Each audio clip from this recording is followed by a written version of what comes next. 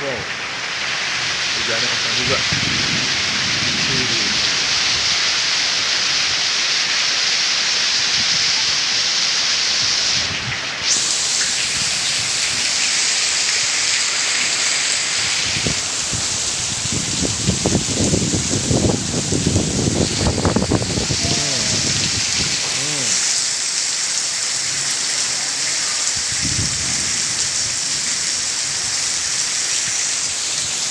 Iya tuh, goyang-goyang loh, angin.